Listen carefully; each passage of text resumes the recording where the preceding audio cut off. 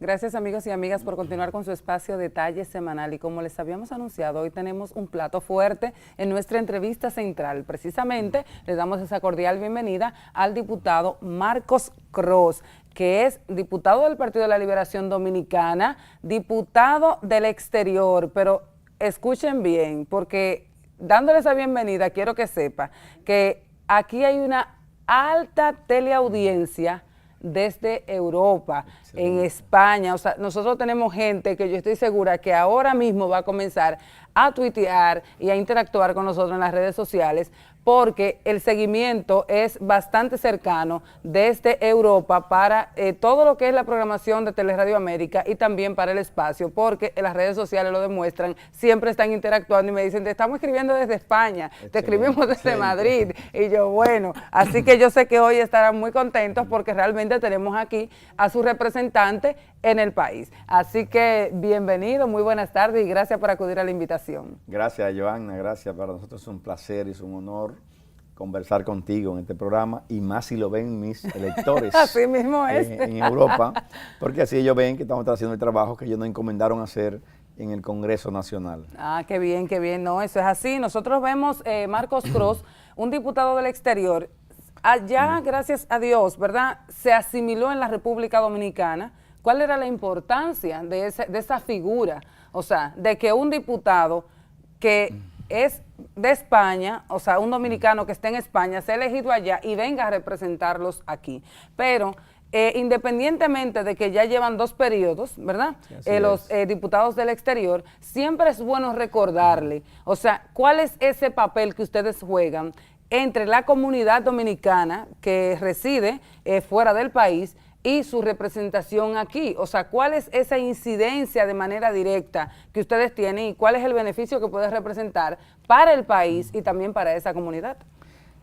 En la década del 80, sí, los líderes nacionales, Juan Bosch, Peña Gómez, y quizás hasta los mismos reformistas, valoraban al dominicano del exterior porque aportaba económicamente a la política. Sí, a los procesos electorales, y de orden aporta a la población dominicana a través de los hogares que le envían ayudas económicas o en especie, cajas, tanques.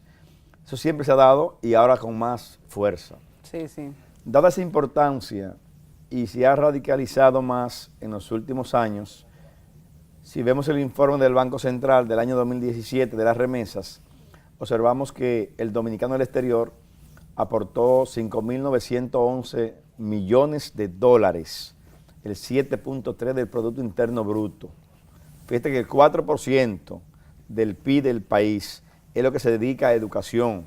Nosotros aportamos prácticamente el doble en divisas al país, 7.3 en el 2017. Okay. En el 2018 será parecido, porque según los informes preliminares del Banco Central, va a sobrepasar los 6.300 millones de envío al país. Ya en este momento está en más de 5.000 millones. Eso representa el universo de los dominicanos de la remesa de todo el exterior. De todo el exterior. Entonces, dadas esas circunstancias, los políticos, te decía, desde la década del 80 sí, y fundamentalmente en el 90, decidieron que había que tomar en consideración al dominicano del exterior. Y es el presidente Leonel Fernández quien más incide para eso. Precisamente porque, lo trae en la Constitución del sí, 2010, ¿verdad? Joaquín Balaguer promulga una ley que es la 101-87 en el año 87, definiendo el Día del Dominicano en el Exterior, que ahora nosotros modificamos para cambiarlo de fecha. ¿Y a qué Era fecha el 20 de diciembre, okay, y por las fiestas navideñas nunca se celebraba. Como que la gente se quedaba en otras actividades. Exactamente, estaba en la Navidad viajando para acá y sí, nunca se hacía nada. Ahora hemos aprobado ya en la Cámara de Diputados y está en el Senado que se modifica esa ley, sigue igualita, pero va a ser definida el segundo domingo del mes de octubre de cada año. Cada año será siempre domingo. Antes de que las personas viajen aquí o celebren su Navidad. No van a pensar en Día del Exterior cuando tienen una Navidad pendiente, un 24 de diciembre, o un 1 de enero, etcétera. Entonces, en ese sentido, ya desde el 80 estábamos trabajando los políticos en cosas para los dominicanos que estaban aportando al país. Luego hay un decreto del año 86 también de apoyo al dominicano, pero hay otra ley, que es la ley 5299, que quien la promulga es el compañero presidente Leonel Fernández, de apoyo y orientación al dominicano, que está vigente. En el 2008 también el presidente emite otra ley, la 1-08, y crea el CONDEX, los consejos de comunidades dominicanos en el exterior. Y en todo el mundo se hacen consejos de dominicanos en el exterior, claro, con el objetivo de buscar las ideas renovadoras, las ideas modernas. Como el levantamiento de las necesidades, ¿verdad? No, y con las cosas positivas que se dan en el exterior, en el mundo moderno desarrollado, sí, para que el dominicano que tiene esa experiencia la traiga al país en proyecto. Y desde el Palacio Nacional hacer proyectos y someterlo al Congreso para aplicarlo en la República Dominicana. Esa fue la idea del CONDEX, que después se desvirtuó, pero sigue siendo esa la idea que plasmó el presidente Leonel Fernández cuando cuando aprobó esa ley. Sí. Y fíjate que el presidente Leonel Fernández fue un inmigrante, claro, vivió tiempo en Estados Unidos, sus estudios secundarios los hizo en Nueva York, aunque nunca obtuvo nacionalidad. No, siempre. Por eso es presidente de la República, porque lo que tenemos doble nacionalidad, sí, nunca podríamos ser presidente. Okay. Por eso Ramfis Trujillo nunca podrá ser presidente de este país si no renuncia a la nacionalidad hoy para presentarse en el 2028. Sí. Porque hay 10 años que debe estar viviendo en el país y haciendo vida cotidiana en la República Dominicana. Claro. Entonces, volviendo al tema de la importancia del diputado de ultramar, en el año 2002 se modifica la Constitución de la República por el expresidente Hipólito Mejía, pero la modifica pensando en la reelección suya, que está impedida desde el año 1994 por el problema postelectoral que se verifica entre Peña Gómez y Joaquín Balaguer, y en esa Constitución lo que se establece es una segunda vuelta electoral si nadie llega a la mitad más uno de los votos emitidos. El impedimento de Balaguer de presentarse como candidato en el 1996 y de ser candidato en el 96, claro, y además que no haya reelección. Por eso en el 2002 Hipólito Mejía no se puede reelegir en el 2004 y la modifica para reelegirse en el 2004. Ahí es donde se cierra, en el tiempo de Balaguer y Peña Gómez, durante esa crisis es donde se cierra ese paso de la Constitución. Exactamente, pero se modifica por un hecho político, social, sí, electoral que se da, que podríamos derivar en una crisis en el país.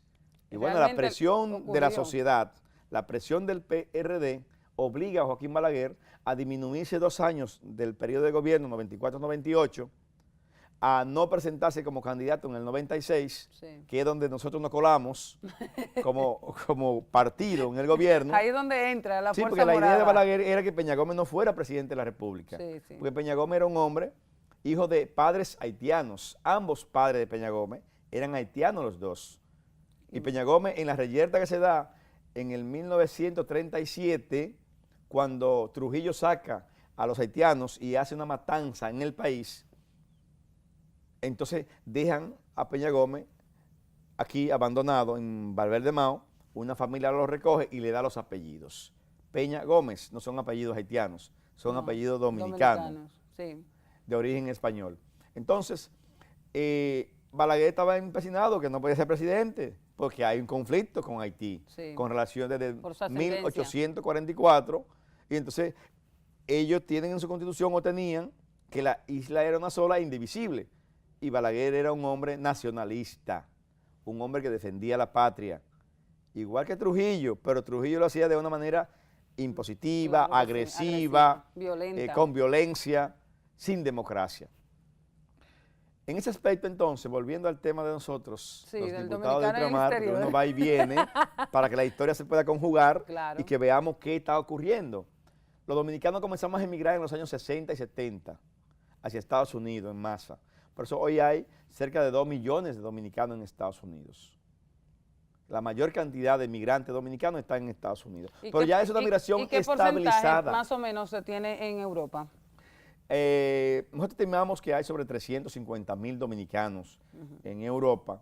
Actualmente tenemos 100.000 en el padrón electoral con derecho al voto, pero en Estados Unidos casi hay 400.000. con el padrón electoral. 100.000 en el padrón electoral, o sea, universal. No, es de España, Europa. Sí, no, Porque pero yo digo, esos 100.000 son en un padrón electoral universal o un padrón electoral del PLD. Todo el mundo, no. Universal. El padrón universal de la Junta Central Ok, de la Electoral. Junta Central Electoral. En el PLD nosotros tenemos inscritos 25.000 miembros. De allá, En o sea, toda Europa. En toda Europa. Que como tú sabrás, igual que aquí, Sí, el claro. padrón del PLD es un padrón que está abultado, pues se hicieron muchos comités de base en listas en el año 2011 por una petición del compañero presidente Danilo Medina de integrar la juventud y la gente nueva al partido, y se hizo sin control. Por eso hablan de que el padrón del partido no sirve. Claro, no sirve porque no se hizo en el 2011 la inyección de nuevos miembros como mandaban el partido, Como que era mandan sus mismos controlado a través de organización, pero a través de los intermedios, para que no se repitieran. Entonces llegaban de todas partes comités de base. Okay. Y eso trajo como consecuencia un padrón desordenado, desorganizado. Y como con poco control, ¿verdad? Con poco control. Sí. Pero no quiere decir que sean culpables los que estaban administrando el proceso, sí, sino que somos culpables de los que autorizamos, permitieron el proceso. autorizamos que se hiciera eso de manera, para mí, irregular. Okay. Porque un miembro cualquiera se coge una lista de telefónica y comienza a llenar nombre y teléfono y cédula o del padrón de la Junta y hace 20.000 comités de base. Escúchame una cosa, eso es una vagabundería. Porque Eso es tú una no vagabundería. puedes, Esto ocurrió sí, en el proceso electoral 2011-12, porque había que ser responsable. motivar a la gente para que votara. Y mucha gente va fuera del padrón, pues de 2003-2004 jamás se había hecho un proceso de inscripción. Entonces, de manera particular, en el caso del dominicano en el exterior, ha definido que la consecuencia de que surge esa figura como una necesidad es la migración del dominicano al exterior en esos años, sí, de los pero 60 en adelante. lo que ocurre es que en los 60-70 la migración es hacia Estados Unidos. Sí. A partir de finales de la década del 80 comienza una migración hacia Europa. A principios de los 80 la migración es intelectual hacia Europa. Van de aquí becados a estudiar. O dominicanos que tienen economía sólida mandan a sus hijos a estudiar. Por ejemplo, los núcleos fuertes de estudio que hoy son líderes políticos dominicanos, tanto del PLD como de otros partidos, se dan en los años 80. Por ejemplo, Jaime David Fernández Mirabal se va a España a hacer una especialidad. Sí. Temito Clemontaz se va a España a hacer una especialidad. El director general de la Biblioteca Nacional, Diomedes Núñez Polanco, se va a España. Él es presidente y fundador del PLD en Europa, se va en los años 70 finales, siendo secretario general de la Federación de Estudiantes Dominicanos, FED, de la UAS, se va a España. Juan Francisco Santamaría, a estudiar allá y hace doctor en Sociología en la Complutense de Madrid, se queda allá. Sí.